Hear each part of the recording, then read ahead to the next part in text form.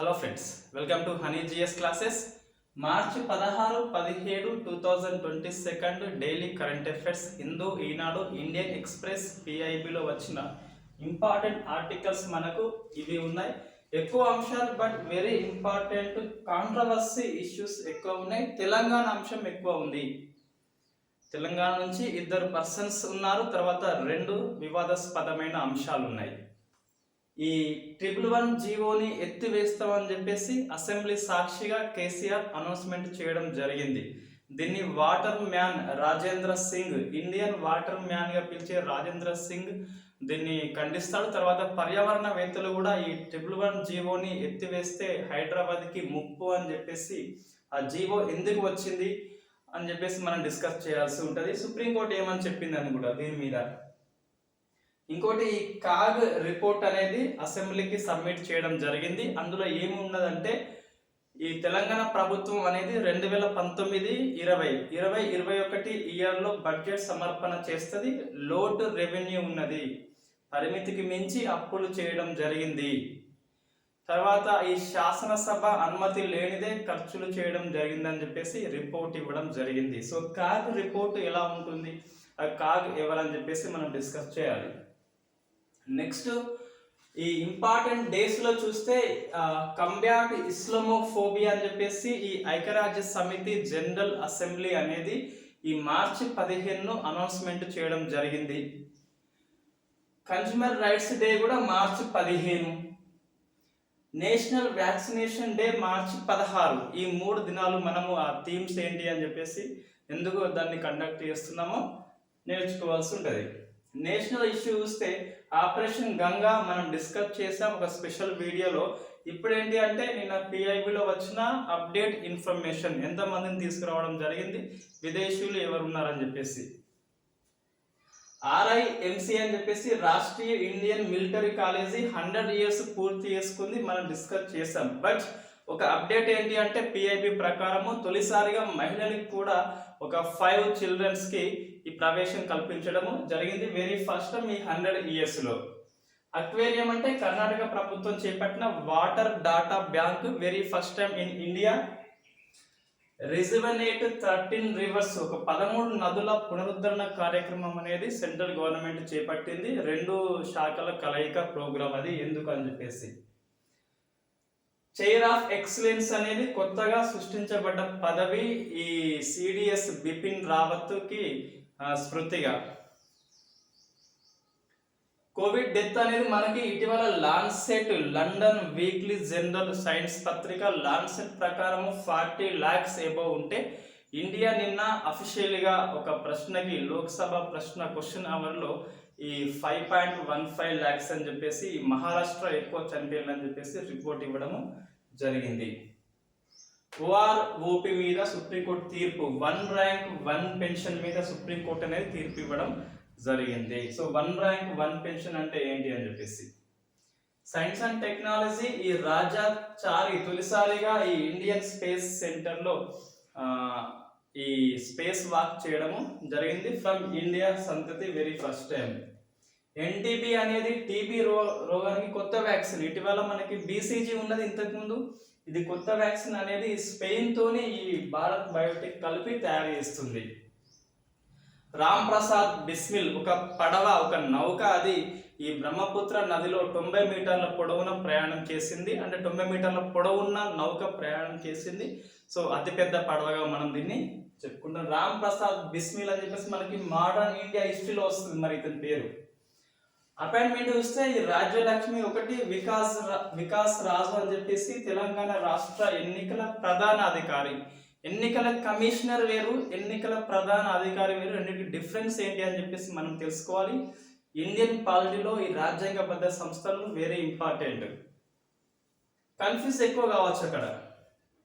కటాలిన్ Novak అంటే ఈ హంగేరీ దేశం యొక్క తొలి మహిళా అధ్యక్షురాలిగా ఈ కటోలిన్ నోవక్ ఎంపిక జరిగింది. సమ్మిట్ చూస్తే జియోలాజికల్ కాంగ్రెస్ అనేది ఇండియాలో జరుగుతుంది. ఇంటర్నేషనల్ జియోలాజికల్ కాంగ్రెస్ ఇది ఇండియాలో జరగడం 2వసారి. స్పోర్ట్స్ చూస్తే అనిబెలిన్ లాహిరి, ఈ గోల్ఫ్ ఆటగాడు ఈ ఇండియా స్పోర్ట్స్ హిస్టరీ మొత్తంలోనే వ్యక్తిగత అంశంలో అతిపెద్ద ప్రైజ్ మనీ గెలుచుకున్న వ్యక్తి ఈ లాహిర్ అని చెప్పేసి.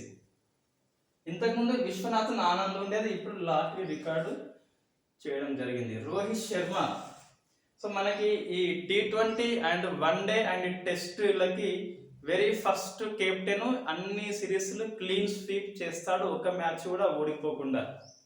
సో అదొక రికార్డు. ఆ శర్మ ఫ్యాన్స్ ఉంటే ప్రశ్న వస్తున్నది. ఆసియా హ్యాండ్బాల్ జూనియర్ ఛాంపియన్షిప్ ని తొలిసారిగా ఈ ఇండియా గర్ల్స్ గెలుచుకున్నారు. తొలిసారిగా ఈ హ్యాండ్బాల్ ప్రపంచ ఛాంపియన్షిప్ కి ఇండియా క్వాలిఫై అయింది. ఇవి మన కరెంట్ అఫైర్స్. ఫస్ట్ మనం ఈ డేస్ చూసి తెలంగాణ అంశాలు డిస్కస్ చేద్దాం, తర్వాత మిగతా అంశాలన్నీ కూడా. రైట్, ఫస్ట్ ఏంటి అంటే ఇంటర్నేషనల్ కంబ్యాట్ ఇస్లామోఫోబియా. సో మార్చి 15ని ఈ పాకిస్తాన్ తీర్మానం చేసింది, ఈ జనరల్ అసెంబ్లీ అనేది ఆమోదించింది. మార్చి 15ని ఇస్లామోఫోబియా డేగా అనౌన్స్మెంట్ చేయమని చెప్పేసి తీర్మానం చేస్తే ఆ జనరల్ అసెంబ్లీ అనేది ఆమోదించింది. ఇస్లామోఫోబియా అంటే, ఇస్లాం అంటే ఈ ముస్లిమ్స్ తక్కువ జనాభా ఉంటారు, సో వాళ్ళకి భయం ఉందని చెప్పేసి ఆ భయం మీద యుద్ధం చేయడమే ఈ కంబ్యాట్ ఇస్లామోఫోబియా అని చెప్పేసి మనం చెప్తాము. సో ఇండియా అభ్యంతరం చెప్పింది, ఎందుకంటే ఈ ప్రపంచంలోనే ముస్లింలే కాదు, హిందువుల జనాభా తక్కువ ఉంటుంది, క్రిస్టియన్స్ ఎక్కువ ఉంటారు, సో బౌద్ధ జైన వాళ్ళు తక్కువ ఉంటారు. కాబట్టి ఇస్లామోఫోబియా కాకుండా మీరు హిందూ ఫోబియా, ఈ జైన ఫోబియా, బౌద్ధ ఫోబియా ఎందుకు చేయాలని చెప్పేసి ఈ తిరుమూర్తి అంటే యుఎన్ఓలో భారత్ యొక్క శాశ్వత ప్రతినిధి తిరుమూర్తి ప్రసంగించడం జరిగింది. సో మన కంబ్యాట్ ఇస్లామోఫోబియా డే మార్చి 15 వెరీ ఫస్ట్ టైం పాకిస్తాన్ తీర్మానం మేరకి పాకిస్తాన్ ప్రతిపాదించింది ఈ తీర్మానాన్ని. మనకి ఇటీవల ఈ మార్చి 10ని ఏమని ఇంటర్నేషనల్ ఉమెన్ జస్టిస్ ఉమెన్ అని చెప్పేసి అనౌన్స్మెంట్ చేయడం జరిగింది. దాన్ని ఖతార్ దేశము ప్రపోజల్ చేస్తుంది. యుఎన్ జనరల్ అసెంబ్లీలో రష్యాకి వ్యతిరేకంగా ఉక్రెయిన్ మీద ఈ అల్బేనియా అండ్ అమెరికా ఇవి రెండు కూడా ఈ సెక్యూరిటీ కౌన్సిల్లో తీర్మానం చేస్తాయి. మనకి ఇటీవల కరెంట్ అఫైర్స్ లో వచ్చింది. సెక్యూరిటీ కౌన్సిల్లో అమెరికా అండ్ అల్బేనియా తీర్మానం మేరకు తీర్మానం చేస్తారు వాళ్ళు. ఇక్కడ ఈ 11-1 తోని అది తీర్మానం గెలిచింది. ఈ 1 ఎవరంటే రష్యా అనేది వ్యతిరేకంగా ఓటేస్తుంది, మిగతా యుఏఈ, చైనా, ఇండియా తటస్థంగా ఉంటాయి. 11 కంట్రీస్ అనేవి రష్యాకి వ్యతిరేకంగా ఓటింగ్ లో పాల్గొంటాయి. రైట్, ఇది కంబ్యాట్ ఇస్లామోఫోబియా పాకిస్తాన్ తీర్మానము.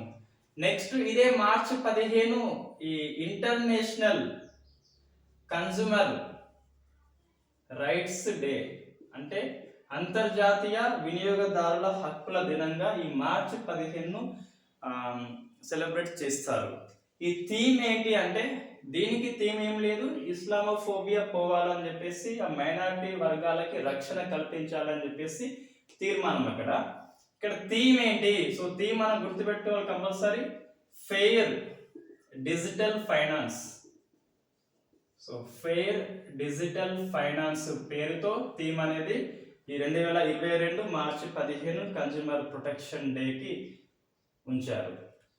ఈ మార్చి 15న ఎందుకు సెలబ్రేట్ చేస్తారంటే, అమెరికా మాజీ అధ్యక్షుడు జాన్ ఎఫ్ కెన్నడీ ఈ మార్చి 15న ఈ వినియోగదారుల హక్కుల మీద ప్రసంగిస్తాడు. ఆ దినానికి గుర్తుగా ఈ దినము సెలబ్రేట్ చేస్తారు. సో మరి వాట్ అబౌట్ ది ఇండియా అంటే, సో ఇండియా అనేది మార్చి 14 నుంచి మార్చి 20 వరకు ఈ 1 వీక్ పాటు ఈ కన్స్యూమర్ రైట్స్ మీద అవేర్నెస్ కోసము అవగాహన కార్యక్రమం అనేది చేపడుతుంది. కన్స్యూమర్ ఎంపవర్మెంట్ వీక్ అని చెప్పేసి దీన్ని కండక్ట్ చేస్తుంది. మరి ఇండియాలో కన్స్యూమర్ రైట్స్ డే ఎప్పుడు అంటే ఈ మార్చి 15 కాదండి, డిసెంబర్ 24. మనకి డిసెంబర్ 24 ఎందుకు అంటే, ఈ కన్స్యూమర్ ప్రొటెక్షన్ యాక్ట్ 1986 అనేది ఈ డిసెంబర్ 24న ఆమోదించబడింది. కాబట్టి డిసెంబర్ 24న ఇండియాలో కన్స్యూమర్ రైట్స్ డేని సెలబ్రేట్ చేస్తున్నాము. So consumer protection rights 1986 act ప్రకారము 1988లో నేషనల్ కన్జ్యూమర్ డిస్ప్యూట్ కమిషన్ అనేది ఏర్పాటు చేయడం జరిగింది. సో అది ఏం బాడీ అంటే రాజ్యాంగబద్ధ సంస్థ కాదు, శాసనబద్ధ సంస్థ. ఎందుకంటే ఒక యాక్ట్ ప్రకారం ఏర్పాటు చేయడం జరిగింది కాబట్టి.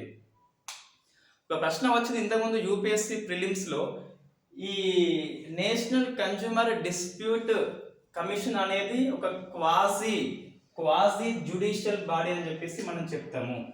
సో క్వాజీ అంటే అర్ధ, జ్యుడిషియల్ బాడీ అంటే అర్ధ న్యాయ సంస్థ.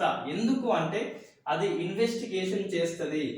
ఎవరైనా ఒక వినియోగదారుడు ఒక వస్తువు నాణ్యత మీద కంప్లైంట్ చేసినప్పుడు అది ఈ సివిల్ రైట్స్ పొందుతుంది కాబట్టి దాన్ని జ్యుడిషియల్ బాడీ చెప్తాము.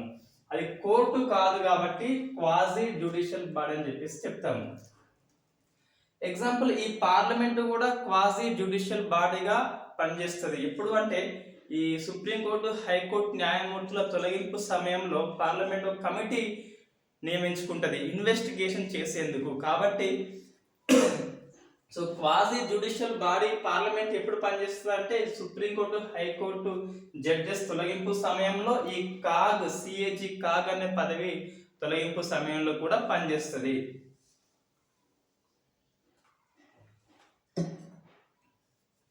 నెక్స్ట్, ఈ మార్చి 16న national vaccination day, national vaccination day అని చెప్పేసి జరుపుకుంటున్నాం. జాతీయ టీకా దినం అని చెప్పేసి.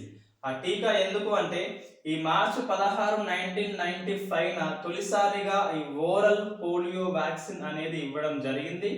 ఆ దినానికి సందర్భంగా నేషనల్ వ్యాక్సినేషన్ డేగా సెలబ్రేట్ చేసుకుంటాము. థీమ్ ఏంటి అంటే so vaccine works for all. Vaccine అనేది అందరికీ పనిచేస్తుంది కాబట్టి మీరు కోవిడ్-19 వ్యాక్సిన్ కంపల్సరీ 2 డోసులు వేసుకోవాలని చెప్పేసి theme. Vaccination works for all, vaccine అందరికీ పనిచేస్తుంది.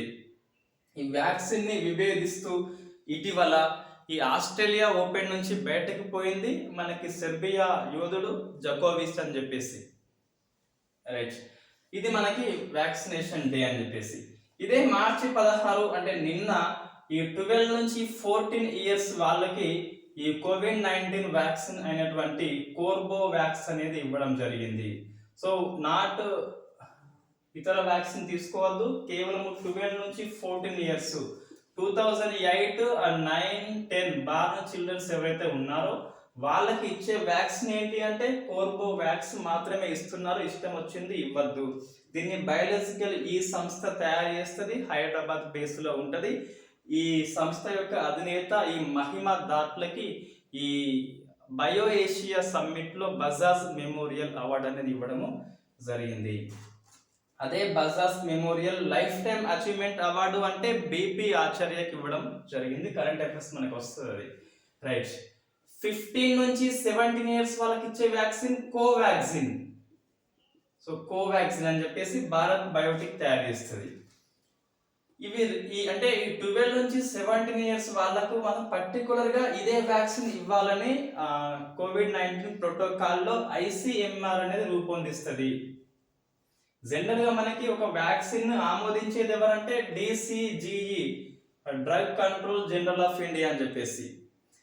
ఈ డిసిజిఐ ఒక వ్యాక్సిన్ ఆమోదించినాక ఆ మెడిసిన్ ప్రోటోకాల్లో చేర్చాలా వద్దా అని చెప్పేది ఐసిఎంఆర్ చెప్తుంది. ఐసిఎంఆర్ ప్రోటోకాల్ ప్రకారము 12 నుంచి 14 ఇయర్స్ వాళ్ళకి కోర్బోవాక్స్, 15 నుంచి 17 ఇయర్స్ వాళ్ళకి కోవాక్సిన్ అనేది ఇస్తున్నారు. ఇది జనవరి 3 నుంచి స్టార్ట్ అయింది, ఇది మార్చి 16 నుంచి స్టార్ట్ అయింది. ఇదే మార్చి 16 నిన్న ఈ వయోవృద్ధులకి 60+ ఇయర్స్ ఎవరైతే ఉన్నారో వాళ్ళకి అందరికి కూడా ఈ ప్రీకాషన్ డోస్ లేదా బూస్టర్ డోస్ అనేది ఇవ్వమని కూడా చెప్పినారు. సో ప్రీకాషన్ డోస్, బూస్టర్ డోస్ అనేది జనరల్ గా మనకి జనవరి 10న స్టార్ట్ అయింది. ఏంటిదంటే ఈ హెల్త్ కేర్ వర్కర్స్ కి అంటే నర్సులకి, డాక్టర్లకి, ఫ్రంట్ లైన్ వర్కర్స్ కి, తర్వాత 60+ ఉండి ఇతర దీర్ఘకాల వ్యాధులు ఉంటే వాళ్ళకి స్టార్ట్ చేసినారు. నిన్నటి నుంచి 60+ ఇయర్స్ ఉన్న వాళ్ళందరికీ కూడా వ్యాధి ఉన్నా లేకపోయినా ఈ బూస్టర్ డోస్ అని చెప్పేసి ఇవ్వాలి. What is the booster means? ఒక వ్యాక్సిన్ లో కోర్స్ ఉంటుందండి, ఎన్ని డోసులు వేసుకోవాలను. కోవిడ్-19 వ్యాక్సిన్ అంటే 2 డోస్ వేసుకోవాలి. నిర్ణీత డోసులు అయినాక ఎక్స్ట్రాగా ఇచ్చే డోస్ ఏదైనా కూడా ప్రికాషన్ కిందికి వస్తుంది. మరి ఏ వ్యాక్సిన్ ఇవ్వాలంటే నువ్వు ఇంతకుముందు 2 డోసెస్ వ్యాక్సిన్ ఏది వేసుకుంటే అదే, అంటే నో మిక్సింగ్. ఇంతకుముందు కోవాక్సిన్ వేసుకుంటే కోవాక్సిన్, కోవిషీల్డ్ వేసుకుంటే కోవిషీల్డ్, బట్ మిక్సింగ్ అనేది చేయొద్దని చెప్పేసి ఐసిఎంఆర్ ప్రోటోకాల్లో ఉంది. So it's all about the important days March 15 and March 16. మనం చెప్పే కరెంట్ అఫైర్స్ 16, 17 అంటే ఇవన్నీ ఇన్సిడెంట్ ఏంటి, ఒక రోజు బ్యాక్ ఉంటాయి. అదే మరి ఈ రోజు డేట్ ఏంటి, మార్చ్ 17. సో ఈ రోజు పేపర్ ఎప్పుడు వస్తుంది మనకు, రేపు వస్తుంది. రైట్. నెక్స్ట్ తెలంగాణ అంశాలు వెరీ ఇంపార్టెంట్ అండి. ఫస్ట్ చూస్తే ఈ 111 జీవో అనేది దీన్ని ఎత్తివేస్తామని చెప్పేసి నిన్న అసెంబ్లీ సాక్షిగా కేసీఆర్ మన ముఖ్యమంత్రి వర్యులు అనౌన్స్మెంట్ చేయడం జరిగింది. ఒక హై పవర్ కమిటీ మేము నియమించిన హై పవర్ కమిటీ యొక్క రిపోర్టు మేరకు ఇది ఎత్తివేస్తామని చెప్పి చెప్పడం జరిగింది. సో దీన్ని ఈ ఇండియన్ వాటర్ మ్యాన్ గా పిలిచే రాజేందర్, తర్వాత ఈ పర్యావరణవేత్తలు తీవ్రంగా వ్యతిరేకిస్తున్నారు. అసలు ఈ జీవోలో ఏముంది, ఆ జీవో ఎందుకు తీసుకొచ్చిందని చెప్పేసి మనం గుర్తుపెట్టుకోవాల్సి ఉంటది. ఫస్ట్ 111 జీవో ఎందుకు వచ్చిందంటే, ఒక 2 చెరువులు జంట జలాశయాలు రిజర్వేర్స్ ఏంటి అంటే, ఒకటేమో ఉస్మాన్ సాగర్, దీన్నే గండిపేట అని చెప్పేసి పిలుస్తాం, గండిపేట చెరువు, ఉస్మాన్ సాగర్ చెరువు అండ్ హిమాయత్ సాగర్ చెరువు. సో రెండింటిని ఈ 111 జీవోలు ఏముంటుందంటే, వీటి సంరక్షణ కోసము, అవి కాలుష్యం కాకుండా ఉండేందుకు వీటి చుట్టూ 10 కిలోమీటర్ల లోపల ఎటువంటి పారిశ్రామిక డెవలప్మెంట్ ప్రోగ్రామ్స్ అనేది చేపట్టవద్దని చెప్పేసి ఉంటుంది. సో ఉస్మాన్ సాగర్ అని చెప్పేసి ఇవి 2 కూడా రైట్. ఇవి 2 కూడా ఈ హైదరాబాద్కి వాటర్ని అందిస్తాయి. సో ఇది లక్ష్యం ఏంటిది అంటే, ఒకటి హైదరాబాద్కి మంచి నీరు కల్పించడము, సెకండ్ది హైదరాబాద్కి వరద నుంచి రక్షణ చేయడము. సో వరద నీటి నుంచి రక్షణ చేయడం అని చెప్పేసి. సో ఇప్పుడు మనకి ఏంటి అంటే, కేసీఆర్ చెప్పిన బట్టి ఏంటి అంటే, హైదరాబాద్కి మంచినీరు అందించేందుకు కృష్ణా ఉన్న గోదావరి ఉన్నది. ఈ గోదావరి ఎల్లంపల్లి ప్రాజెక్టు మంచిర్యాల నుంచి వస్తుంది. సో అది మంచినీరు అందిస్తుంది. ఈ నల్గొండ జిల్లాలో ఉన్నటువంటి ఈ కృష్ణా నది నుంచి మంచినీరు వస్తుంది. కాబట్టి 100 ఏళ్ల వరకు ఈ హైదరాబాద్కి డ్రింకింగ్ వాటర్కి డోకా లేదు. కాబట్టి ఈ 111 జీవో అవసరం లేదు అని చెప్పేసి చెప్పడం జరిగింది. రెండవ ఉపయోగం మర్చిపోయినాడు. సో హైదరాబాద్కి వరద నుంచి ఇవి 2 చెరువులు రక్షణ చేస్తున్నాయి. హైదరాబాద్లో వరద ఎక్కువ వచ్చినప్పుడు వరద నీరు అనేది మొత్తం కూడా ఈ చెరువుల్లోకి పోతుంది. కాబట్టి పట్టణ ప్రాంత వాసులకు ఎటువంటి ఇబ్బంది కలగట్లేదు. రైట్. ఏంటిది, ఉస్మాన్ సాగర్, హిమాయత్ సాగర్ యొక్క చెరువుల ప్రాంతంలో 10 కిలోమీటర్స్ పరిధిలో ఎటువంటి డెవలప్మెంట్ యాక్టివిటీ చేపట్టద్దు. చేపడితే ఏమవుతుందంటే, ఆ పొగ వల్ల, ఆ పొల్యూషన్ వల్ల ఈ వాటర్ యొక్క ఆమ్లత్వం పెరుగుతుంది, తాగే వాళ్ళకి ఇబ్బంది అవుతుంది. కాబట్టి ఇది చర్య చేపట్టినారు. ఇక్కడ ఉన్న ప్రాంతంలో వాసులు ఎవరైతే ఉన్నారో వాళ్ళకి, అంటే ఈ 84 గ్రామాలు, 83 కాదు 84 గ్రామాలు, మీరు జీవో డౌన్లోడ్ చేసుకోండి, నెట్లో ఉంటుంది. 7 మండలాలు. సో 130,600 ఎకరాలు. ఈ ఫిగర్ అంతా మనకి అంతా ఏం అవసరం లేదు.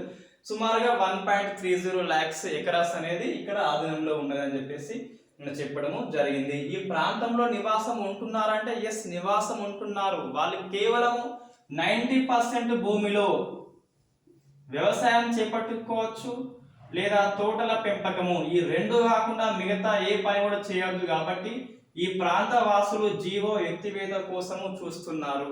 మా ప్రాంతంలో డెవలప్మెంట్ లేదు, ఏ ఫ్యాక్టర్ రావట్లేదు అని చెప్పేసి వాళ్ళు చూస్తున్నారు. అది వాస్తవం కూడా. ఈ 2 ప్రాంతాలకి దగ్గరగా ఉన్న గచ్చిబౌలి ఈ ఐటీకి ఫేమస్. సో రియల్ ఎస్టేట్ భూమి అక్కడ ఉన్నది, అటువంటి భూమి మాకు రావాలంటే ఇటువంటి రిస్ట్రిక్షన్స్ ఉండొద్దని చెప్పేసి 111 జీవోని ఎత్తివేయాలని చెప్పేసి అక్కడ గ్రామస్తులు కూడా కోరుకుంటున్నారు. అది నిజం, ట్రూత్. బట్ అదర్ సైడ్ ఉంది ఇక్కడ చూస్తే వాస్తవంగా ఇవి ఎందుకు కట్టిందంటే ఫస్ట్ చూస్తే ఈ 1908లో మూసీ నదికి వరదలు వస్తాయి. సరే, ఇది మనం కట్టింది 1913 నుంచి 1920లో. ఇయర్స్ గుర్తుపెట్టుకోవాలి, మనకి తెలుగు అకాడమీలో ఉంటాయి కూడా. ఇదేమో మూసీ నది మీద, ఇదేమో మూసీ యొక్క ఉపనది ఈసీ నది మీద. ఇది 1920లో స్టార్ట్ అయితే 27లో అయిపోతుంది. రెండు కూడా ఉస్మాన్ అలీ ఖాన్ కాలంలో పూర్తి అయిపోయినాయి. స్టార్ట్ అయినాయి కూడా అప్పుడే. రైట్. 1908లో మూసీ నదికి వరద వస్తుంది. బంగాళాఖాతంలో అల్పపీడనం ఏర్పడి 2 రోజులు వర్షం కొడితే ఇంకా ఫుల్గా వరద వస్తుంది. సుమారుగా 15,000 మంది కూడా మరణిస్తారు. ఈ డాటా గుర్తుపెట్టుకోవాలి. తెలుగు అక్కడ మనకి పేపర్ 4 గ్రూప్ 2లో వస్తుంది కంపల్సరీ, నెంబర్స్ మీద వస్తుంది కాబట్టి గుర్తుపెట్టుకోవాలి. ఇంతమంది మరణిస్తారు. అప్పుడు ఈ 1908లో ఎవరు మనకి నిజాం అంటే 6వ నిజాం అయిన మెహబూబ్ అలీ ఖాన్. సో మెహబూబ్ అలీ ఖాన్ ఇతను ఒక ముస్లిం అయినప్పటికీ ఈ వరదల తర్వాత జందం ధరించి యజ్ఞం చేసిన తొలి ముస్లింగా మనం చెప్పుకోవడం జరుగుతుంది అతను. అప్పుడు ఈ మోక్షగుండం విశ్వేశ్వరయ్య ఆంధ్ర ప్రాంతంలో మద్రాస్ ఏరియాలో ఉంటాడు. అతను పిలిపించి ఈ వరద రాకుండా ఉండేందుకు ఒక ప్లాన్ గీయమంటే, సో అతను ఒక 2-3 ఇయర్స్ కష్టపడి 1913 కల్లా ప్లాన్ రెడీ చేస్తాడు. ఆ ప్లాన్ ఏంటి అంటే ఈ హైదరాబాద్ కి చివరిలో ఈ ఉస్మాన్ సాగర్, హిమాయత్ సాగర్ లాంటి చెరువులు కట్టమని చెప్పేసి తీర్మానం అంటే ఒకటి ప్లాన్ అందిస్తే ఆ ప్లాన్ ప్రకారము ఈ 2 చెరువులు నిర్మిస్తారు. సో హైదరాబాద్ కి వాటర్ ఒకటి ఈ వరద రాకుండా కాపాడుతుంది. సో 1930లో స్టార్ట్ అయితే 20లో అయిపోతుంది. 2020లో స్టార్ట్ అయితే ఇది 27లో పూర్తి అయిపోతుంది. రైట్. ఇది అంటే ఇది ఏం చేస్తుందంటే మంచినీరు ప్లస్ వరద రాకుండా, సో ఇప్పుడు ఇవి 2 లేకుంటే, 2 జలాశయాలు లేకుంటే వరద నుంచి కాపాడేది ఎవరు? హైదరాబాద్ అని చెప్పేసి పర్యావరణవేత్తలు ఇండియన్ వాటర్ మ్యాన్ ఈ రాజేంద్ర అని చెప్పేసి అతను క్వశ్చన్ వేస్తున్నాడు. రైట్. ఇంకొకటి, జనరల్గా ఈ హైదరాబాద్, చెన్నై, కోల్కతా లాంటి సిటీస్కి వాటర్ సౌకర్యం అందించాలంటే చాలా పెద్ద మొత్తంలో ఎనర్జీ అవసరం ఉంటుంది. బట్ ఇక్కడ గ్రావిటీ పరంగా, గురుత్వాకర్షణ పరంగా జీరో ఎనర్జీ వాటర్ సప్లై అంటాం. ప్రపంచంలో ఎక్కడ కూడా కరెంట్ లేకుండా వాటర్ సప్లై చేసేది ఇవి 2 జలాశయాలు. So zero energy water supply వీటి యొక్క స్పెషల్గా మనం చెప్పుకోవడం జరుగుతుంది. జీవ వైవిధ్యము, బయోడైవర్సిటీ కూడా, అంటే ఇటువంటి మొక్కలు, జంతువులు కూడా ఇవి ఇక్కడ ఉంటున్నాయి. అటువంటి ఆవాసాలకి దెబ్బ కలుగుతుంది, ఇబ్బంది కలుగుతుంది. ఇంకా చెప్పాలంటే ఈ జలాశయాల వల్ల హైదరాబాద్లో భూగర్భ నీటి మట్టం అనేది అంతో ఇంతో పెరిగింది. ఇవి లేకుంటే మళ్ళీ ఎండిపోవడం అని చెప్పేసి వీళ్ళు అంటున్నారు. సో మనం ఇది చూడాలి. హై పవర్ కమిటీ ఏం చెప్తుందో. ఈ హై పవర్ కమిటీకి సోమేష్ కుమార్ హెడ్ అండి. Okay, right. సుప్రీంకోర్టు అనేది ఈ 2006 ప్రాంతంలో సుప్రీంకోర్టులో కేసు పడితే సుప్రీంకోర్టు చెప్పింది ఎట్టి స్థితిలో కూడా ఈ 111 జీవోని రద్దు చేయొద్దని చెప్పేసి సుప్రీంకోర్టు తీర్పు చెప్పింది. ఈ నేషనల్ గ్రీన్ ట్రైబ్యునల్ అని చెప్పేసి అది కూడా తీర్పు చెప్పడము జరిగింది. ఈ జీవో ఎత్తివేస్తే సుప్రీంకోర్టులో కేసు పడుతుందని చెప్పేసి హెచ్చరిస్తున్నారు. రైట్. ఇది 111 జీవో ఏంటి? మంచినీరుతో పాటు ఫ్లడ్డింగ్, హైదరాబాద్ కి ఫ్లడ్డింగ్ రాకుండా కాపాడుతుంది. లాస్ట్ ఇయర్ 2020లో కూడా హైదరాబాద్ కి వరద వచ్చినప్పుడు ఈ వరద నీరు అనేది ఈ 2 జలాశయాలకు పంపించి కాపాడినారు కాబట్టి సో మొన్న జరిగింది ఇది.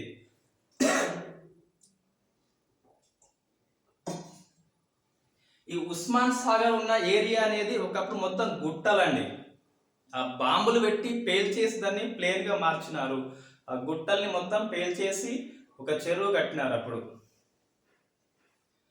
నెక్స్ట్ ఈ కాగ్ రిపోర్టు, కంపోరల్ ఆడిటర్ జనరల్ అని చెప్పేసి రాజ్యాంగబద్ధ పదవి 148 ఆర్టికల్ దీని గురించి పేర్కొంటది.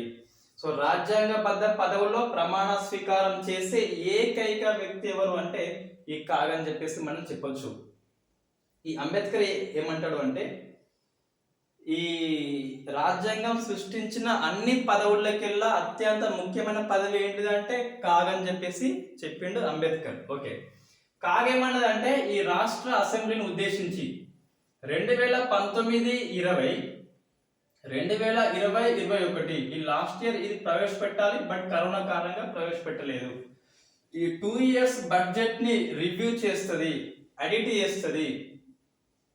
చేసి ఏమన్నది, మితిమీరి అప్పులు చేసినారు, అటుది ఇటు అంటే మూలధన వ్యయాన్ని రెవెన్యూలో చూపెట్టినారు, రెవెన్యూ వ్యయాన్ని ఇటు అని చెప్పేసి రిపోర్ట్ ఇచ్చింది. మనకు ఆ నెంబర్స్ అనేవి ఏవి అవసరం లేదు, ఏ ఎగ్జామ్లో ప్రశ్న రానే రాదు. జస్ట్ కాగ్ యొక్క పని ఏంటి అని చెప్పేసి మనం ఇక్కడ నేర్చుకోవాల్సి ఉంటుంది. రైట్, ఇంకేమన్నదంటే శాసనసభ అనుమతి లేకుండా ఖర్చు పెట్టారని చెప్పేసి 2 విమర్శలు చేసింది. ఒకటేమో పరిమితికి మించి అప్పులు, సెకండ్ ఏంటి అంటే ఈ సభ అనుమతి లేనిదే ఎక్స్పెండిచర్ చేయడం అని చెప్పేసి చేసింది. రైట్, ఈ కాగ్ ఏం చేస్తుంది ఫస్ట్ అంటే జనరల్గా బడ్జెట్ ప్రవేశపెట్టిండ్రు. మనం ఇదే ఇయర్ అనుకోండి 2022, 23. సో బడ్జెట్ ప్రవేశము అసెంబ్లీలో ఎట్లా అంటే వివిధ ప్రధాన శాఖలు మాకు ఏమేమి కావాలో డిమాండ్స్ అనేవి చెప్తాయి. సో ఇది ఇరిగేషన్ డిపార్ట్మెంట్ ఇది కావాలి, రెవెన్యూ డిపార్ట్మెంట్కు అది కావాలని చెప్పేసి డిమాండ్స్ అన్ని ఎకనామిక్ మినిస్టర్స్కి చెప్తారు, ఫైనాన్స్ మినిస్టర్కి చెప్తారు. ఫైనాన్స్ మినిస్టర్ అన్ని కలిసి ఒక ఫైనల్ రిపోర్ట్ తయారు చేస్తారు. ఆ రిపోర్ట్ యొక్క సమ్మరీ గవర్నర్కి పంపిస్తారు, గవర్నర్ సైన్ చేస్తాడు. ఆ గవర్నర్ యొక్క సైన్ మనం ఏమని పిలుస్తామంటే ముందస్తు అనుమతి. అంటే ఆర్థిక బిల్లుకి ముందస్తు అనుమతి అవసరం అని చెప్పేసి రాష్ట్రపతి అనుమతితోనే గవర్నర్ అనుమతితోనే అసెంబ్లీలో మనము పెట్టాల్సి ఉంటుంది. అదే ప్రియర్ రికమెండేషన్ అంటే సమ్మర్ని మాత్రము ఏ శాఖకి ఎన్ని కోట్లు అని చెప్పేసి గవర్నర్ రిపోర్ట్ చేస్తే రిపోర్ట్ని ఈ అసెంబ్లీలో ఆర్థిక మంత్రి ప్రవేశపెడతారు. అది ప్రాసెస్. బడ్జెట్కి ముందు ఫైనాన్స్ మినిస్టర్ గవర్నర్కి పంపితే గవర్నర్ సైన్ చేస్తే మళ్ళీ ఇట్లా వచ్చి అసెంబ్లీలో ప్రవేశపెడతారు. సెంట్రల్ అయితే Lok Sabha. Right, Lok Sabha and Rajya Sabha first అయితే లోక్సభ కంపల్సరీ. ఓకే, ఈ బడ్జెట్లో ఎస్టిమేషన్స్ కొన్ని ఉంటాయి. అంటే ఫస్ట్ ప్రపోజల్స్ ఉంటాయి, ప్రతిపాదనలు, అంచనాలు ఉంటాయి కొన్ని. రైట్, ఇప్పుడు ఏంటి అంటే ఎగ్జాంపుల్ రెవెన్యూ లేకుంటే స్పోర్ట్స్ మినిస్ట్రీకి ఒక 1000 కోట్లు కేటాయించిండు. 1000 కోట్లు. వీళ్ళు ఒక 500 కోట్లు ఖర్చు పెట్టిండ్రు, 500 కోట్లు అయిపోయింది అంటే మింగేసిండ్రు అనుకోండి. ఎగ్జాంపుల్ వీళ్ళే మింగిలని కాదు, మొత్తం మింగేసిండ్రు అయిపోయింది. అంటే 2023 మార్చి వరకు ఈ కాగ్ అనేది జస్ట్ చూస్తుంది, కాగ్ అనేది ఏమనదు. 2023 అయిపోయిన తర్వాత అప్పుడు కాగ్ ఎంట్రీ అవుతుంది. కాబట్టి కాగ్ అనేది ఎప్పుడు పని అయిపోయినాక ఎంట్రీ అవుతుంది. కాబట్టి దీన్ని ఎక్స్ పోస్ట్ ఫ్యాక్టో అంటాం. సో ఎక్స్ పోస్ట్ ఫ్యాక్టో అంటే పని అయిపోయిన తర్వాత ఎంటర్ అవుతుంది. కాబట్టి ఎంటర్ అయిపోయింది చూస్తుంది. స్పోర్ట్స్ మినిస్ట్రీలో 1000 కోట్లు గాను 500 కోట్లు ఖర్చు పెడితే 500 కోట్లు మింగేసిండ్రు అంటే దాన్ని ఐడెంటిఫై చేసింది. సో స్కామ్ జరిగింది అంటది, స్కామ్ జరిగింది. ఈ రిపోర్ట్ని కాగ్ రిపోర్ట్ని సెంట్రల్లో అయితే రాష్ట్రపతికి, ప్రెసిడెంట్ ఆఫ్ ఇండియాకి, రాష్ట్రంలో అయితే గవర్నర్కి ఇస్తుంది. కాగ్ ఎవరు? ఒక ఎగ్జిక్యూటివ్. రాష్ట్రపతి, గవర్నర్ ఎవరు? ఎగ్జిక్యూటివ్. స్కామ్ జరిగింది ఎక్కడ? ఒక మినిస్ట్రీ పార్ట్లో. మినిస్ట్రీ ఎవరు? ఒక ఎగ్జిక్యూటివ్. స్పోర్ట్స్ మినిస్ట్రీ అంటే ఎవరు? ఎగ్జిక్యూటివే కదా, నాట్ లెజిస్లేచర్, ఎగ్జిక్యూటివ్. కాగ్ ఎవరు? ఎగ్జిక్యూటివ్. రాష్ట్రపతి, గవర్నర్ ఎవరు? ఎగ్జిక్యూటివ్. ఒక ఎగ్జిక్యూటివ్ మీద స్కామ్ జరిగింది, ఒక ఎగ్జిక్యూటివ్ అడిట్ చేస్తున్నాడు, ఒక ఎగ్జిక్యూటివ్ రిపోర్ట్ ఇవ్వడం జరిగింది. కాబట్టి వాళ్ళు కుమ్మక్కైతే కాబట్టి ఇప్పుడు ఏంటి అంటే ఈ రాష్ట్రపతి లోక్సభలో, ఈ గవర్నర్ అసెంబ్లీలో ఈ కాగ్ రిపోర్ట్ని ప్రవేశపెడతారు. అంటే టేబుల్లో ఉంచుతారు. లోక్సభ టేబుల్లో ఉంచుతారు, అసెంబ్లీ టేబుల్లో ఉంచుతారు. దేన్ని? కాగ్ రిపోర్ట్ని. సెంట్రల్కి, స్టేట్కి రిపోర్ట్ సబ్మిట్ చేస్తాడు కాగ్. కాగ్ పని అయిపోయింది. ఇక లోక్సభ అండ్ అసెంబ్లీ. లోక్సభలో పబ్లిక్ అకౌంట్స్ కమిటీ, ఇక్కడ సేమ్ పబ్లిక్ అకౌంట్స్ కమిటీ ఉంటది. పబ్లిక్ అకౌంట్స్ కమిటీలో మెంబర్స్ ఎవరంటే మినిస్టర్స్ ఉండద్దు, ఎగ్జిక్యూటివ్ ఉండద్దు. ఎందుకు అంటే ఈ కాగా ఆరోపించేది ఎవరి మీద? అసెంబ్లీ మీద కాదు, ఎగ్జిక్యూటివ్ మినిస్టర్స్ మీద, ప్రభుత్వం మీద. కాబట్టి ఈ పబ్లిక్ అకౌంట్స్ కమిటీలో మినిస్టర్స్ ఎవరు కూడా ఉండరు. ఈ పబ్లిక్ అకౌంట్స్ కమిటీకి చైర్మన్ గా ఎవరు ఉంటారంటే అపోజిషన్ మెంబర్ ఉంటారు. ఎందుకంటే ఈ స్కామ్ ని ఇన్వెస్టిగేషన్ చేయాలంటే కంపల్సరీ ఈ బయాస్ లేకుండా చేయాలంటే అపోజిషన్ మెంబరే ఉండాలి. కాబట్టి పబ్లిక్ అకౌంట్స్ కమిటీకి ప్రతిపక్ష సభ్యుడే చైర్మన్ గా ఉంటాడు. ఒక సాంప్రదాయం మాత్రమే అది కొనసాగుతుంది. రైట్. ఇప్పుడు ఈ పబ్లిక్ అకౌంట్స్ కమిటీ ఏం చేస్తుంది అంటే ఆ స్కామ్ ని ఇన్వెస్టిగేషన్ చేస్తుంది. వీళ్ళు ఉన్నంత ఎవరు? ఎంపీలు. వీళ్ళు ఎవరు? ఇక్కడ అసెంబ్లీలో ఎమ్మెల్యేలు ఉన్నారు. సో వీళ్ళు ఎంపీలు, వీళ్ళు ఎమ్మెల్యేలు. వీళ్ళకి కొన్ని అర్థం కావు కదా. ఎంపీ అనేంత మాత్రం చదువుకోవాలని ఏం లేదు కదా. చదువు రాకున్నా కూడా ప్రజలు ఓటేస్తే ఇంకా అతను ఎంపీగా ఎమ్మెల్యేగా ఉండొచ్చు. ఆ క్యాగ్ రిపోర్ట్ ఏమో ఐఏఎస్ తయారు చేసిండు. కొన్ని వర్డ్స్ అర్థం కావు, కొన్ని నెంబర్స్ అర్థం కావు. అప్పుడు మళ్ళీ క్యాగ్ ఫోన్ చేస్తారు. ఓ కాగు, ఈ రిపోర్ట్ నాకు అర్థం కావట్లేదు, కొంచెం హెల్ప్ చేయమంటే కాగు హెల్ప్ చేస్తాడు. కాబట్టి పబ్లిక్ అకౌంట్స్ కమిటీకి ఈ కాగును friend and philosopher and guide అని చెప్పేసి పిలుస్తాం. ఎందుకు అంటే అందుకు. ఇంకా చెప్పాలంటే కాగ్ తన రిపోర్ట్ ని సబ్మిట్ చేసి తన రిపోర్ట్ ని అధ్యయనం చేయడంలో తానే సహాయం చేస్తున్నాడు కాగ్. అందుకే అంబేద్కర్ చెప్తాడు, నేను సృష్టించిన పదవుల్లో అతి గొప్ప పదవి ఏంటి అంటే కాగ్. రైట్. ఇప్పుడు పబ్లిక్ అకౌంట్స్ కమిటీ దాన్ని ఇన్వెస్టిగేషన్ చేసి ఎస్ మినిస్ట్రీ మీద జరిగింది అంటే జరిగినట్టు, లేదు అంటే లేదు. రైట్. దీన్ని మళ్ళీ అసెంబ్లీలో ప్రవేశపెడతారు. PAC public accounts committee assembly ఆమోదిస్తే ఓకే, లేకుంటే దీని మీద జాయింట్ పార్లమెంటరీ కమిటీ. ఈ ప్యాక్ రిపోర్ట్ మీద మనం అసెంబ్లీ కానీ లోక్సభ కానీ సాటిస్ఫై అయితే ఓకే ఫైన్. సాటిస్ఫై కాకుంటే జాయింట్ పార్లమెంటరీ కమిటీ అనేది నియమించాల్సి ఉంటుంది. అయినా కూడా సాటిస్ఫై కాకుంటే సిబిఐకి వెళ్ళిపోతుంది లాస్ట్ స్టేజ్ లో. కాబట్టి ఈ కాగ్ ఏం చేస్తారు అంటే చెక్ అండ్ బ్యాలెన్స్. బడ్జెట్ లో ప్రవేశపెట్టిన మేరకు ఖర్చులు జరిగాయా లేదా అని చెప్పేసి అడిట్ చేస్తారు. కాబట్టి దీన్ని చెక్ అండ్ బ్యాలెన్స్ అని చెప్పేసి చెప్తాము. సో ఇదే పార్లమెంటరీ డెమోక్రసీ. ఎందుకంటే ఎగ్జిక్యూటివ్ అనేది లెజిస్లేచర్ కి రెస్పాన్సిబిలిటీ ఈఆర్ఎల్ ఫార్ములా అంటారు. సో ఈ స్పోర్ట్స్ మినిస్ట్రీ అనేది ఈ ప్యాక్ అంటే ఎవరు? లెజిస్లేచర్స్ కలిగి ఉంటారు. కాబట్టి స్పోర్ట్స్ మినిస్ట్రీ అయిన ఎగ్జిక్యూటివ్ అనేది ప్యాక్ కి రెస్పాన్సిబిలిటీ కలిగి ఉంటుంది. సో ఇది కాగ్ యొక్క పనిచేసే విధానము. సెంట్రల్ లో అండ్ స్టేట్ లో ఇక్కడ పనిచేస్తుంది. రైట్. ఏమన్నది? మీరు పరిమితికి మించి ఖర్చు చేసినారు, శాసనసభ అనుమతి లేకుండా ఖర్చు చేశారు. ఒకటే అండి, లోక్సభ అనుమతి లేకుండా, అసెంబ్లీ అనుమతి లేకుండా చిల్లి గవ్వ కూడా తీసుకోరాదు. నీకు ఎమర్జెన్సీ ఉన్నప్పటికీ ఈ అగంతక నిధి అంటాం, ఖర్చు చేసినప్పటికీ నెక్స్ట్ మళ్ళీ దాన్ని ఆమోదం పొందాల్సి ఉంటది. ఎందుకు అంటే లోక్సభలో ఈ డబ్బంతా ఎవరిది? ప్రజలది. ప్రజలు ఎన్నుకున్నది ఎవరు అంటే లోక్సభ ఎంపీలను. కాబట్టి లోక్సభకే అధికారం కల్పించారు. అందుకే. రైట్.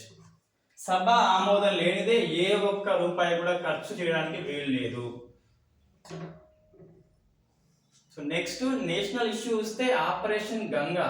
ఈ ఆపరేషన్ గంగా మనం డిస్కస్ చేసాం ఆల్రెడీ. ఇక్కడ ఏం అవసరం లేదు, టైం ఎక్కువ అవుతుంది కాబట్టి జస్ట్ అప్డేట్ ఏంటి అంటే 23,000 మంది ఉక్రెయిన్ నుంచి ఇండియాకు వచ్చారు. 18 దేశాల నుంచి 147 విదేశీ పౌరులు ఈ ఆపరేషన్ గంగా ద్వారా వారి దేశాలకు వెళ్ళిపోయారు. సో అది మనం గుర్తుపెట్టుకోవాలి, డాటా కంపల్సరీ.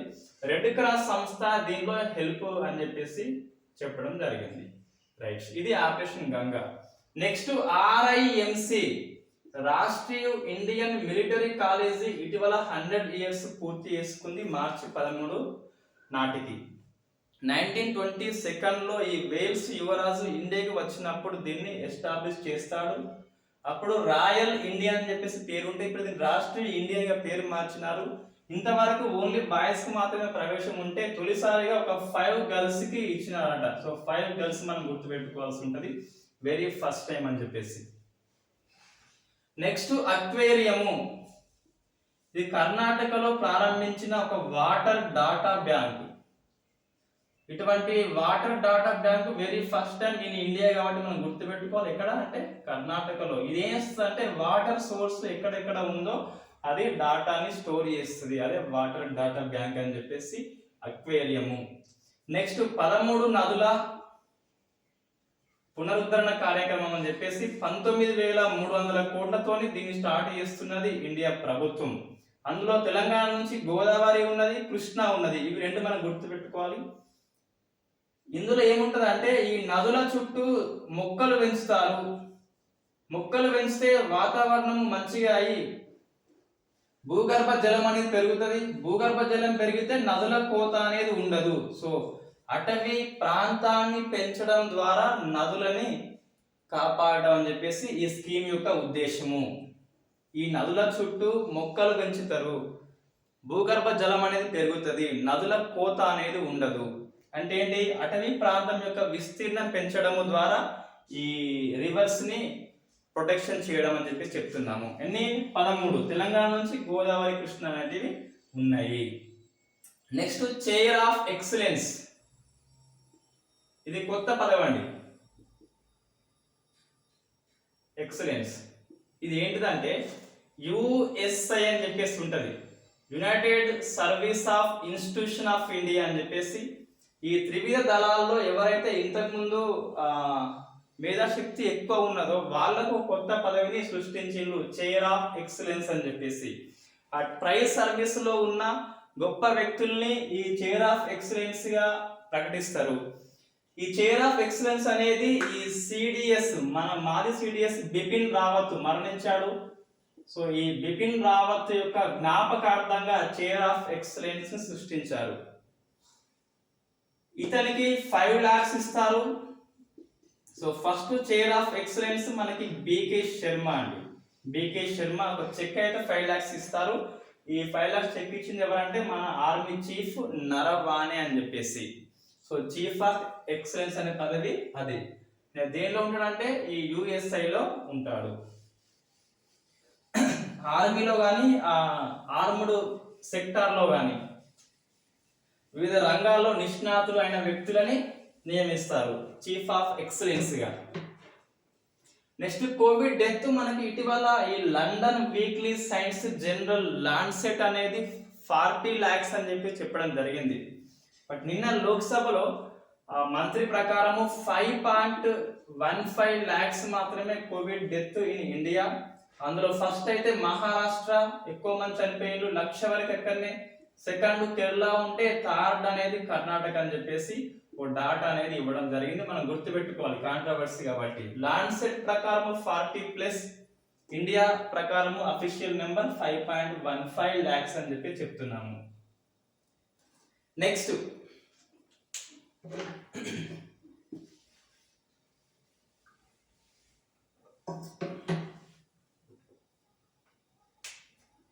ఓఆర్ఓపి, 1 rank 1 pension ఒక స్కీమ్ అండి. ఈ ఆర్మీలో ఒక స్కీమ్, అది 1 pension. సుప్రీంకోర్టు సమర్థించింది నిన్న. ఈ ఎక్స్ సర్వీస్ మెన్ యూనియన్ వీళ్ళంతా ఒక ఫామ్ గా ఏర్పడి ఈ 1 rank 1 pension కి వ్యతిరేకంగా సుప్రీంకోర్టులో పిటిషన్ దాఖలు చేస్తే సుప్రీంకోర్టు సమర్థించింది 1 rank 1 pension ని. ఏంటి 1 rank 1 pension అంటే, జనరల్ గా ఒక ఉద్యోగి రిటైర్ అయిన సమయంలో ఆయన బేసిక్ ఎంత ఉంటుందో ఆ బేసిక్ లో 50% అనేది పెన్షన్ రూపంలో ఇస్తారు. ఇది ప్రజెంట్ ఉన్నది. ఏ ఉద్యోగి అయినా కూడా పెన్షన్ ఉన్నట్లయితే రిటైర్ సమయంలో బేసిక్ సాలరీ ఎంత ఉంటుందో అందులో 50% అనేది పెన్షన్ ఇస్తారు. ఇది ఆర్మీలో కూడా ఉన్నది, ప్రజెంట్ ఉన్న సిచ్యువేషన్ ఇది.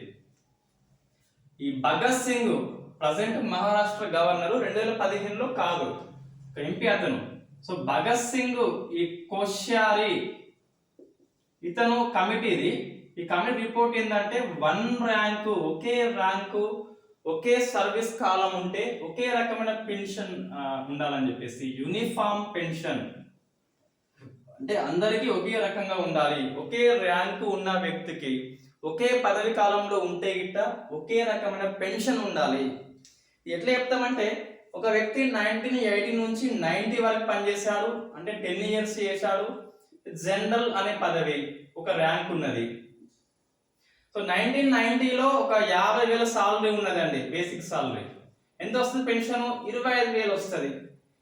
2010 నుంచి 2020లో మళ్ళీ సేమ్ 10 ఇయర్స్ ఒక వ్యక్తి పనిచేశాడు, అదే జనరల్.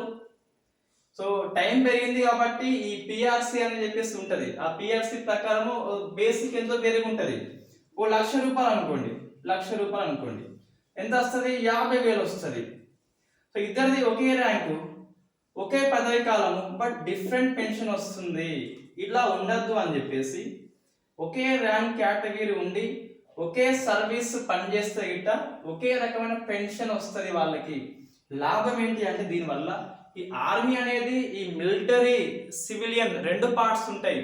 యుద్ధంలో పాల్గొంటారు చూసిన వాళ్ళు మిలిటరీ అంటాం, వాళ్ళకి 35 ఇయర్స్ 40 ఇయర్స్ లో వాళ్ళు విరమణ చేయాల్సిందే. సో యంగర్ ఏజ్ వాళ్ళు విరమణ చేసినప్పుడు సాలరీ తక్కువ ఉంటుంది కాబట్టి కొన్ని సాలరీ ఎక్కువైంది కాబట్టి లాస్ట్ ఏది ఉంటే అందరికీ అదే అప్లికేబుల్ చేయమని చెప్పేసి ఈ 1 ర్యాంక్ 1 పెన్షన్, దీన్ని ఎవ్రీ 5 ఇయర్స్ కి రివ్యూ చేస్తామని చెప్పేసి ఇందులో ఉంటుందండి. సో 1 ర్యాంక్ 1 పెన్షన్ కి వ్యతిరేకంగా సుప్రీంకోర్టు కేసు దాఖలైతే సుప్రీంకోర్టు సమర్థించింది. భగత్ సింగ్ కోశ్యారి కమిటీ సిఫార్సు మేరకు సెంట్రల్ గవర్నమెంట్ 1 ర్యాంక్ 1 పెన్షన్ ని 2014 నుంచి అమలు చేస్తుంది. రైట్, అది 1 ర్యాంక్ 1 పెన్షన్ అంటే సేమ్ పదవి కాలం ఉంటే ఎప్పుడు రిటైర్ అయినా కూడా ఒకే రకమైన పెన్షన్ అనేది వస్తుంది ఈ 1 ర్యాంక్ 1 పెన్షన్ లో. రైట్, సైన్స్ అండ్ టెక్నాలజీ ఈ రాజాచారి ఇండియన్ సంతతి వ్యక్తి ఈ ఇక్కడ అంతర్జాతీయ అంతరిక్ష కేంద్రంలో స్పేస్ వాక్ చేసిన మొట్టమొదటి ఇండియన్ గా మనం చెప్పుకోవడం జరుగుతుంది. ఎవరు అంటే రాజాచారి. నెక్స్ట్ ఎంటీబీ, ఇది టీబీ వ్యాధికి, క్షయ అంటాము, ట్యూబెరిక్యులోసిస్ అని చెప్పేసి ఇంగ్లీష్ లో పిలుస్తాము. క్షయ వ్యాధికి ఇది నూతన వ్యాక్సిన్.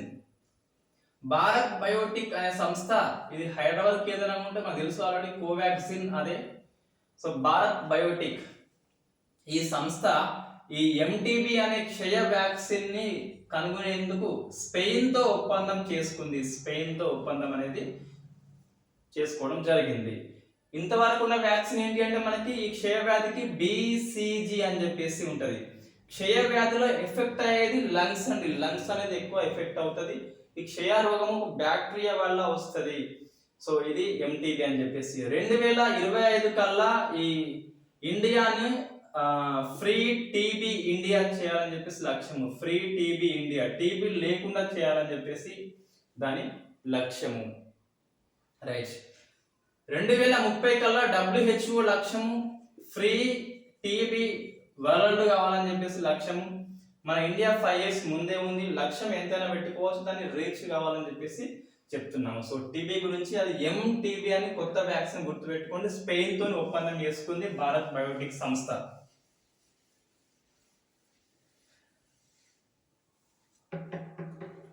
నెక్స్ట్ రామ్ ప్రసాద్ బిస్మల్, ఒక పడవ పేరు, వెసెల్ నేమ్ ఇది, రామ్ ప్రసాద్ బిస్మల్. ఈ బిస్మల్ అనే పడవ ఈ బ్రహ్మపుత్ర నది మీద ప్రయాణం చేసింది. 90 మీటర్ల పొడవు, ఈ ఇండియాలోనే అతి పెద్ద పడవ దీన్ని చెప్పడం జరుగుతుంది. మనకి రామ్ ప్రసాద్ బిస్మల్ మనకి ఇండియా హిస్టరీలో ఈ విప్లవాత్మక ఉగ్రవాదంలో వస్తాడండి. ఈ హిందుస్థాన్ రిపబ్లిక్ అసోసియేషన్ అనే సంస్థని స్థాపిస్తాడు ఈ రామ్ ప్రసాద్ బిస్మల్. ఈ కకోరి కుట్ర కేసు అని చెప్పేసి ఉంటుంది ఒకటి ఫేమస్. ఈ కకోరి కుట్ర కేసు, ఈ కకోరి ప్రాంతం వద్ద రైలును ఆపి ఆయుధాలు ధనము లాక్కోవడమే కకోరి కుట్ర కేసు అని చెప్పేసి. అందులో దోషి మన రామ్ ప్రసాద్ బిస్మల్ అండ్ అష్ఫకుల్లా ఖాన్ అని చెప్పేసి, రాజా లహారి అని చెప్పేసి, రోషన్ సింగ్ అని చెప్పేసి నలుగురిని ఉరిదీస్తారు. అందులో ఈ అష్ఫకుల్లా ఖాన్ ఫేమస్ ఏంటి అంటే స్వతంత్ర ఉద్యమంలో ఉరితీయబడ్డ మొట్టమొదటి ముస్లిం ఎవరంటే ఈ కకోరి కుట్ర కేసులో కుట్రదారుడు అష్ఫాకుల్లా ఖాన్ అని చెప్పేసి. రైట్. ఈ రామ్ ప్రసాద్ బిస్మల్, ఆ రోషన్ సింగ్ అండ్ రాజా లహర్ మిగతా వాళ్ళు చనిపోయినారు. నెక్స్ట్ అపాయింట్మెంట్ చూస్తే మనకి ఈ రాజ్య లక్ష్మి అండి, ఈమె ఈ సంకర జాతి నుంచి పిహెచ్డి పట్టా పొందిన తొలి మహిళ ఈ సౌత్ ఇండియా మొత్తంలో, తెలంగాణ వ్యక్తి. సో పిహెచ్డి పట్టా సంచార జాతి. ఈమె జాతి ఏంటి అంటే సో బైల్ కమ్మర.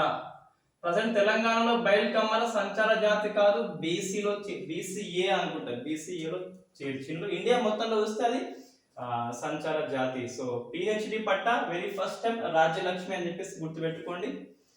నెక్స్ట్ వికాస్ రాజు.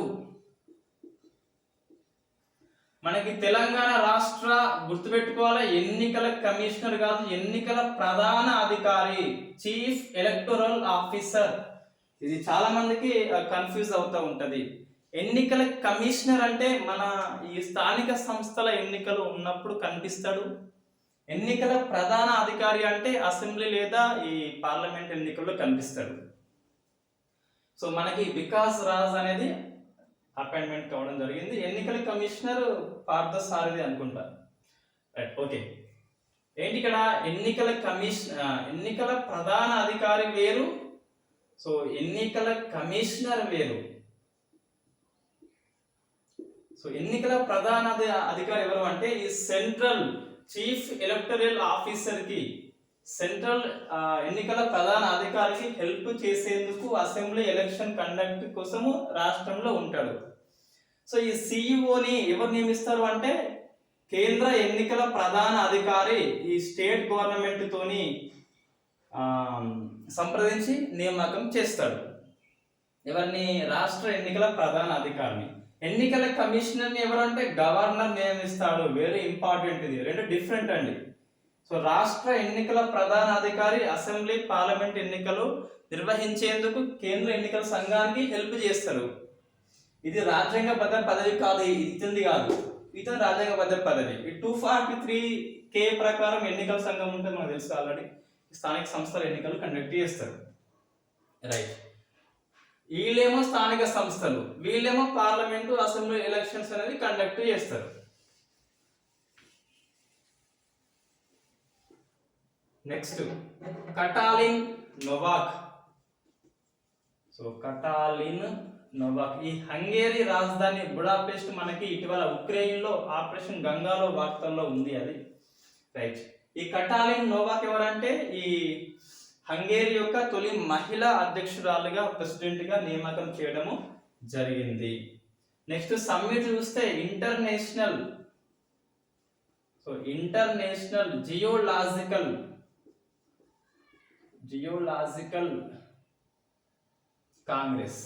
కాంగ్రెస్ మీన్స్ సమూహము. ఇది 24th అండి ఇండియాలో. ఈ మార్చ్ 19th తర్వాత 24th ఆ మధ్యన జరుగుతుంది. మొత్తం మార్చ్ లాస్ట్ వీక్ లో ఉంది. ఇది ఇంటర్నేషనల్ జియోలాజికల్ కాంగ్రెస్ అని చెప్పేసి జరుగుతుంది. దీని థీమ్ ఏంటి అంటే so geological science, one basic